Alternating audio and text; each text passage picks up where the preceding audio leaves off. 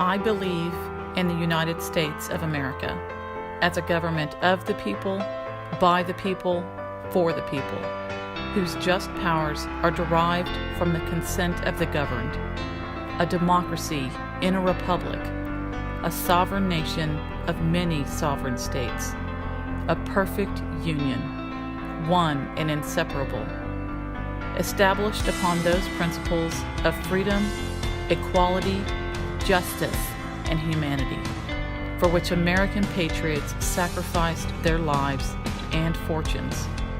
I therefore believe it is my duty to my country to love it, to support its Constitution, to obey its laws, to respect its flag, and to defend it against all enemies. Father, as we gather here together in this classroom, we ask that you guide our studies and lead us to understanding. We also ask that you protect the individuality of each student as they question and ponder your word in these matters. Thank you, Father, for this beautiful place of learning. We pray these words in the name of your Son, Jesus Christ. Amen. Hello, and welcome back to Bridge Academy. This is Miss Crewalt, and we're going to continue on with Unit 2 of American Government, and we're going to start Lesson 3, which is going to cover the First Amendment debate. Now, this is where we get into the, quote, proving ground of the U.S. Constitution, because what's happening is challenges are being brought to actual wording in the Constitution, and the courts are having to go in and, with cases being brought to them, make rulings and hand down rulings on the interpretation of the Constitution. And this is an excellent example of that. And when I refer to the First Amendment, I am talking about the Establishment Clause in the First Amendment and the Free Exercise Clause, which basically deal with religion. But we're also going to be considering freedom of speech, because what you have here is infringements being made on people's ability to express their religious beliefs. And so it really does, it becomes a First Amendment debate. And if you can shut down voices, if you can shut down freedom of speech, you've basically shut down communication between peoples, and that's how they communicate their ideas. That's how they support and uphold each other, and that's how they defend themselves many times.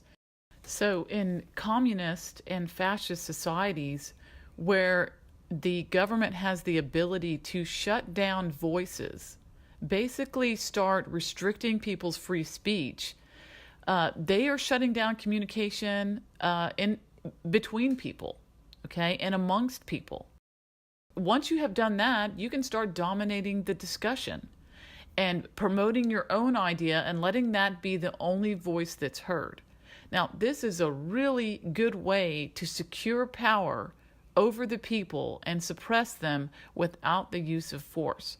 Basically, what you have is a shaming going on of the people, and they'll just shut their own mouths because they don't want to look like they are, trampling on someone else's rights. So they kind of start acting like sheep, and this is how you kind of lead the sheep to slaughter, is because they're not going to resist. Okay, in their minds, they would be committing an offense against someone else. So resisting would imply that they are violating someone else's rights, when in fact their own rights are being violated down to the point where they're losing their First Amendment right on many levels, not just the right to speech, but of course they're losing the First Amendment right to express their religious ideas. And of course, this is all done in the name of political correctness, because that's pretty much the technique. If you could, and that's how you establish that shame. If you can establish that it's politically correct not to be talking about religious issues in a school, then you have established a social rule and people will begin, like I said, to act like sheep and say, you know what, I'm not going to say anything because I don't want to offend anybody. That would be wrong. It would not be politically correct. Now, on this first slide, I only have part of the First Amendment written there, but I want to read the whole thing because I want you to see that the First Amendment, has essentially 5, maybe even you can consider 6 different privileges and immunities in it. And you want to make sure that, because I think what's happening is a lot of these decisions are just excluding the existence of other rights and privileges by claiming that one is really the dominating one that should be pushed forward as part of the ruling. I'm going to read Amendment number 1. Congress shall make no law respecting an establishment of religion, or prohibiting the free exercise thereof, or abridging the freedom of speech, or of the press, or the right of the people peaceably to assemble, and to petition the government for a redress of grievances.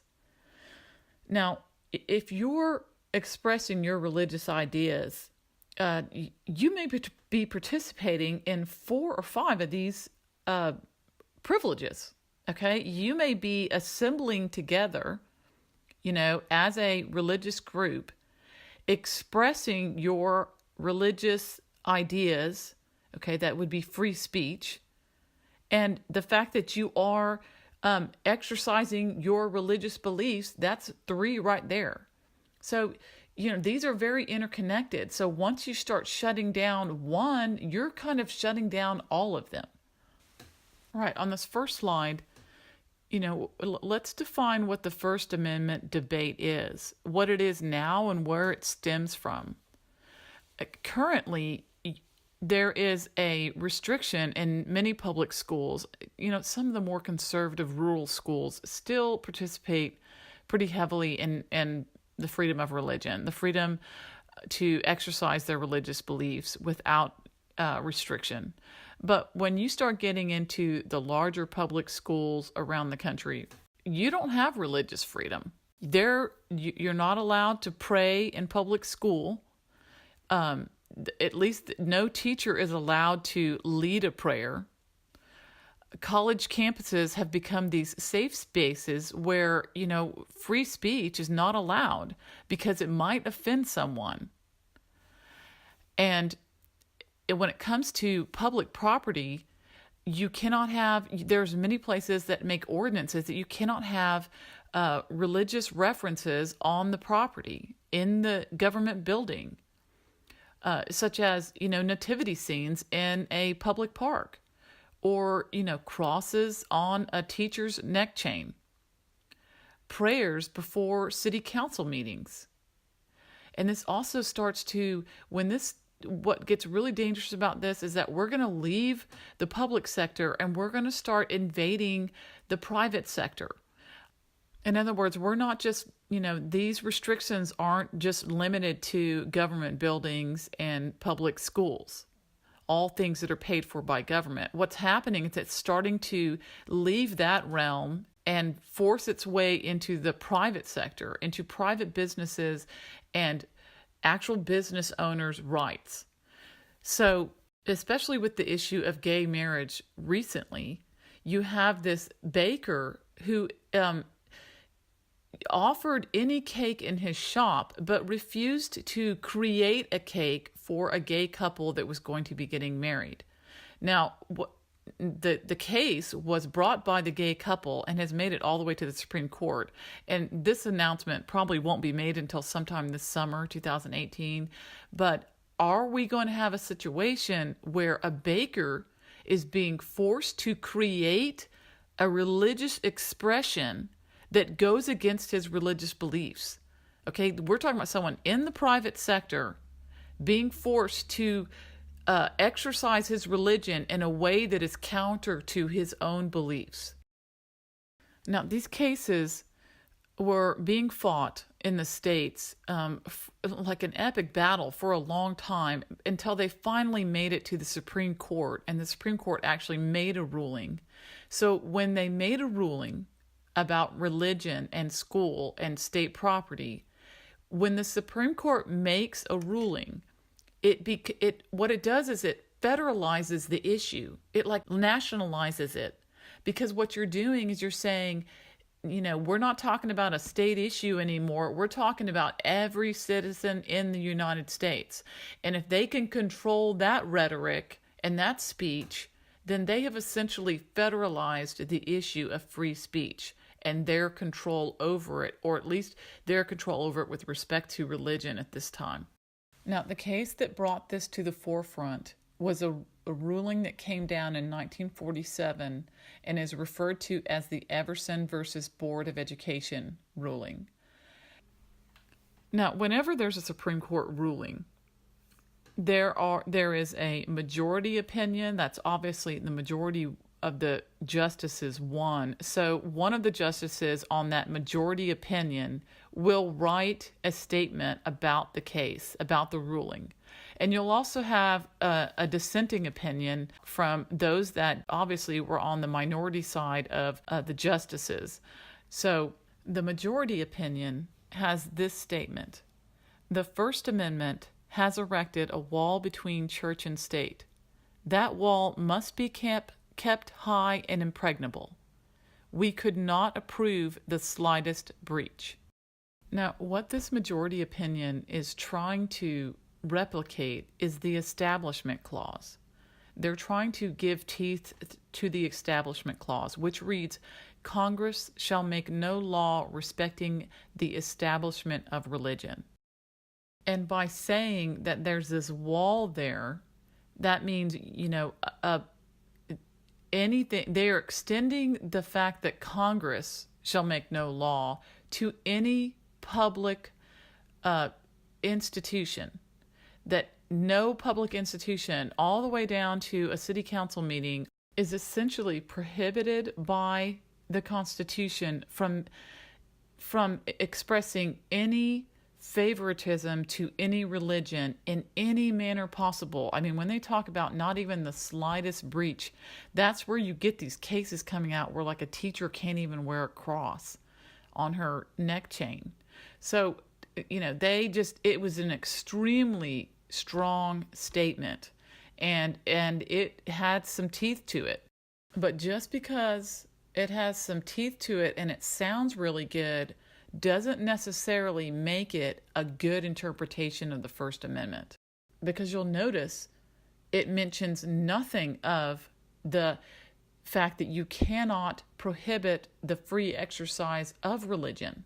And that's the second half of the religious freedom statement of the First Amendment. Okay, let's clarify a couple of things. And when we were going through the Constitution, that there would be certain statements that would become these kind of named clauses. And so the first half of the religious freedom in the First Amendment is referred to as the Establishment Clause, because it says there shall be no law respecting the establishment of religion. Okay, and the second half of the religious freedom wording says it is referred to as the Free Exercise Clause, because it says that Congress cannot make a law that prohibits the free exercise of religion. So I just want you to understand that when I make references to the Establishment Clause or the Free Exercise Clause, that's what I'm talking about. I'm talking about that kind of double statement made about religious freedom in the First Amendment. Okay, let's go through some kind of details about this case. First of all, it's considered a landmark case. A landmark case is a ruling that has a pretty substantial effect on the application of law, the application of constitutional law, and it has a lasting effect. And you hear that terminology about courts using precedents of cases that have come before to justify the cases that they're interpreting now. And this is one of those where, they just quote this case constantly as precedents for other cases that come before them. So these rulings kind of develop their own historical and legal significance. That's a landmark case, or it can be referred to as a landmark ruling or a landmark decision by the Supreme Court. Now, what it did was it made the First Amendment, or the Establishment Clause of the First Amendment binding on the states. And here's where we get the federalization of it, okay? The nationalization of this ruling. It's binding on the states as part of the due process laws of the 14th Amendment. And that's in Section 1 of the 14th Amendment. And I'm going to read that.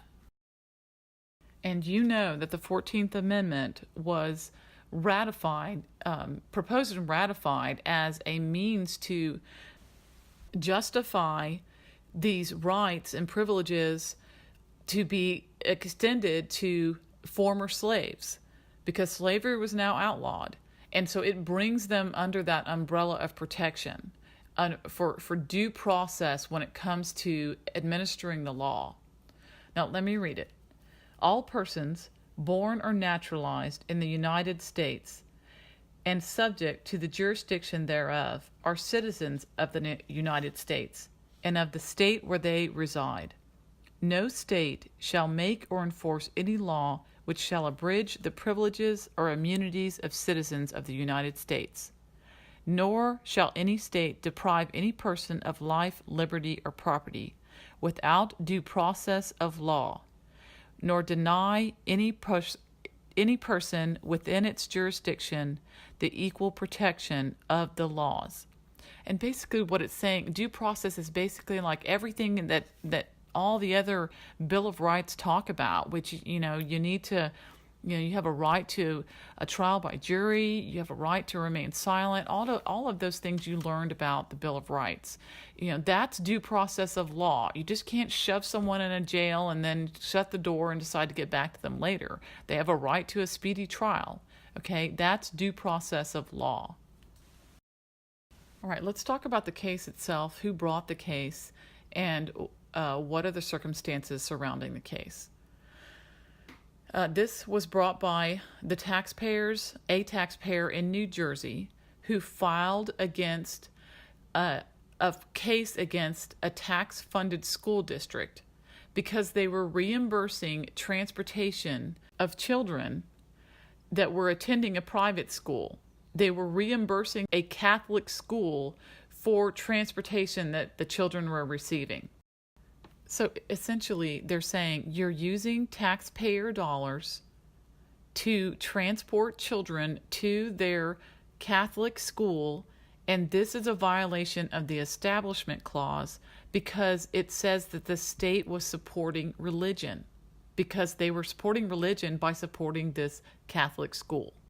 Now, before we continue on, I just want to reiterate and say, I know it was in the previous slides, but I'm getting a lot of this information that I'm giving you from the extensive research that David Barton has done and published in his book, Original Intent: The Courts, the Constitution, and Religion. So I just want to mention that before we go on, and I will put a link to that on the website in case you're interested in reading that.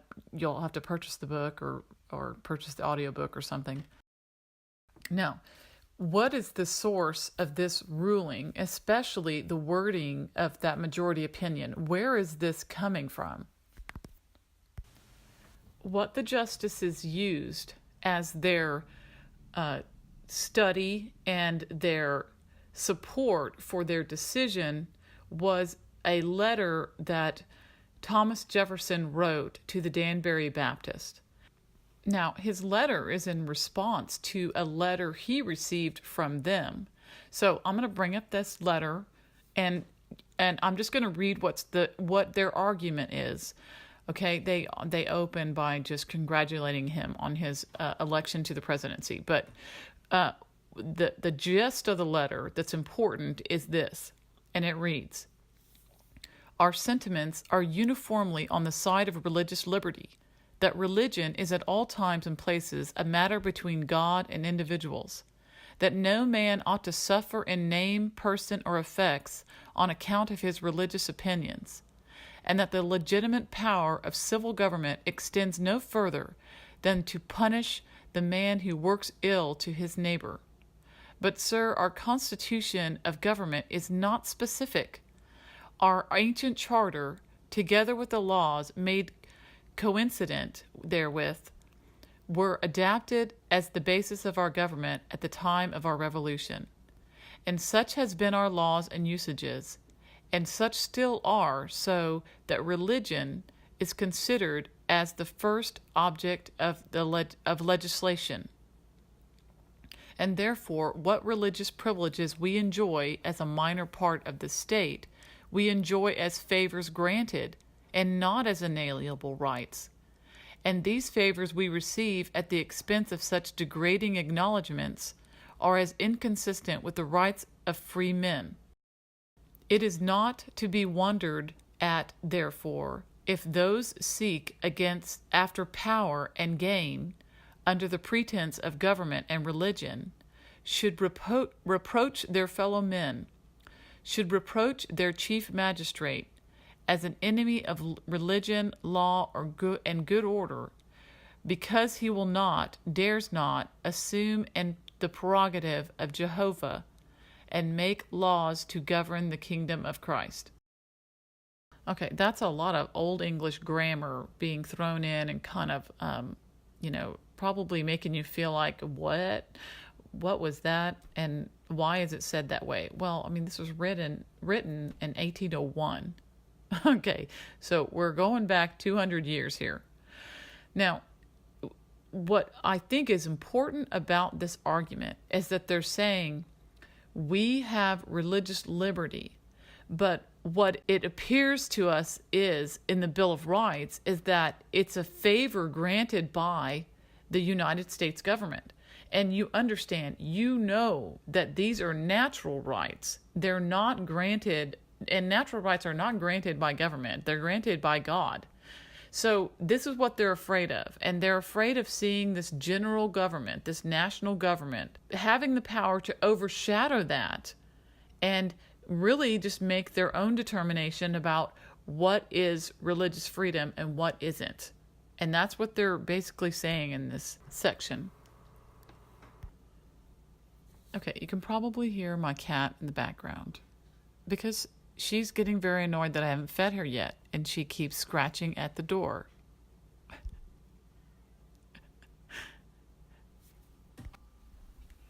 Okay, kitty, speak up for your rights. Let's go. Okay, she wants me to feed her, but I'm not ready to do that right now. I'll get to her in just a minute. I'm going to finish this first. All right, Jefferson's reply is what the Supreme Court majority opinion uses as their justification for their ruling. And I'll just read it. It's a very short letter, so I'm just going to go ahead and read the whole thing. All right, this is Jefferson's reply to the Danbury Baptist after he had received their letter. Gentlemen, the affectionate sentiment of esteem and approbation which you are so good as to express towards me on behalf of the Danbury Baptist Association give me the highest satisfaction. My duties dictate a faithful and zealous pursuit of the interest of my constituents, and in proportion as they are persuaded of my fidelity to those duties, and discharge of them becomes more and more pleasing. Okay, that's a very fancy way of saying thank you for all your accolades, and I'm happy to serve you. Believing with you that religion is a matter which lies solely between man and his God, that he owes account to none other for his faith or his worship, that the legislative powers of government reach actions only and not opinions, I contemplate with sovereign reverence that act of the whole American people which declared that their legislature would, quote, make no law respecting an establishment of religion or prohibiting the free exercise thereof. I mean, he basically just quoted the First Amendment. Thus, building a wall of separation between church and state. Adhering to this expression of the supreme will of the nation in behalf of the rights of conscience, I shall see with sincere satisfaction the progress of those sentiments which tend to restore to man all his natural rights, convinced he has no natural rights in opposition to his social duties. I reciprocate your kind prayers for the protection and blessings of the common Father and Creator of man, and tender for yourselves and your religious association assurances of my high respect and esteem. Signed, Thomas Jefferson, January 1st, 1802. Now, you can make your own determination because you have the facts right here before you. What it looks like to me is, one, the complaint brought by the Danbury Baptists is that they're worried that the government's going to wield its power because it thinks that it has given the people the right to the freedom of religion. But what I believe Jefferson is saying is that there is a wall of separation that keeps the government from doing this. The government can't just come in and commandeer these rights and then redefine them for you and change that. In other words, change the meaning of them. He's saying he believes the meaning of these rights are very clear and that there's nothing to be said about them, that Congress is not going to make an official religion, nor are they going to prevent you from exercising your religious belief. Okay, so it's a twofold right. He believes there's no discretion here to be had, and certainly no discretion by the federal government to change the understanding or the right people have to freedom of religion. But that is not how it comes down from the majority opinion. What the interpretation of the majority opinion is that the government cannot make any religious expression at all. In other words, no government official, no government institution, no government body can make any expression of a religious nature at all. But if you're looking at the wording of the First Amendment, what they're prohibited from is establishing a religion. And no one was claiming in that case that the federal government or the state government was establishing that Catholicism was the religion of that state. Nor were they making this establishment indirectly by using taxpayer funds to reimburse this Catholic school. That is not an indirect way of establishing a religion for the state either. Keep these two letters in mind and keep the wording of the majority opinion in your mind and think about it and come to your own conclusion. Was this really the intent of Jefferson? Because they base their entire argument on Jefferson's words, thus building a wall of separation between church and state. Also, I want you to go back and reconsider is this 14th Amendment. They have used the 14th Amendment to justify their federalization of this ruling. And you're going to see that throughout history since this ruling, they have continued to use this path to have the Supreme Court reach down and govern over the state and also the people. Now, if you look at the 9th and 10th Amendment, they're treading on thin ice there. But there's been no one to come to the defense of this 9th and the 10th Amendment. So they're just getting away with this free and clear. Now, if you consider the 14th Amendment, what are they saying? They're saying that there should not be any law that will abridge the privileges and immunities of citizens. There are two things to consider here. Privileges or rights, that's something that you can claim as something of your own. or immunities or liberties, and that is protection from something. What is it exactly that this ruling is claiming is a right that is being taken away from the citizens? Where is it? What's the right that's being taken away from them? And the other half of this is, what are they protecting them against? What exactly is being protected? Is the person who paid the taxes being protected against the reimbursement of Catholic students? Is there some reason that they have to be liberated from the reimbursement of Catholic students taking transportation to school? I mean, it's really hard to put this thing all together and figure out what's the logic here. Because if we're going to go down that path, we've got a lot of paths that we can take when it comes to privileges and immunities today. We've got illegal immigrants that are being given all sorts of entitlements that are paid for by the U.S. taxpayer. And as a matter of fact, these privileges belong to the taxpayer, to the citizen. So where's our protection from that breach? Okay, there's a lot of things to consider here, and I think it's good for you to look back. History is always, we learn from history, but look at these rulings. Where are they coming from? And if you're looking for ways to double back on this stuff and use it to apply to what someone's doing today, I think there are a lot of good arguments here to make. All right, on this next slide, what has this ruling, what kind of impact has it had since it was handed down? Since then, there have been a lot of state cases that have come up and almost bordering on the ludicrous. But let's go through a couple of these because it really just opened up the floodgates for this type of ruling to come down in the states. And they may not have necessarily made it to the Supreme Court, but this argument, this separation of church and state, is used everywhere and used in these cases as well. So some of the cases have been religious displays must be surrounded by secular displays.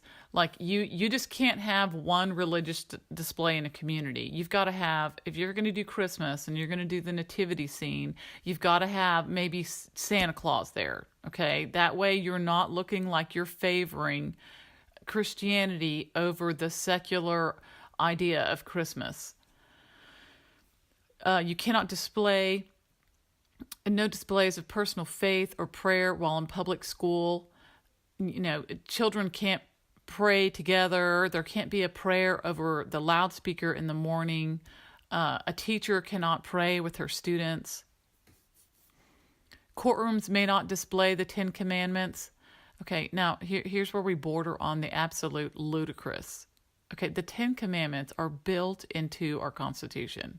We've already established that. To come in and say that in the House of Justice, the courtroom, that you can't display the 10 Commandments. I mean, what are we supposed to display? Okay, what is going to be... All right, I'm just going to leave it there. I don't even know what to say about that.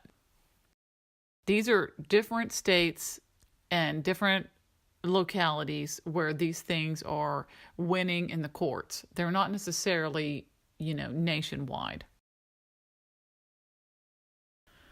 Okay, essentially what we have here is you have this decision coming down from the Supreme Court essentially acting as a codification of the federal government's ability to interfere with states' laws and their privileges.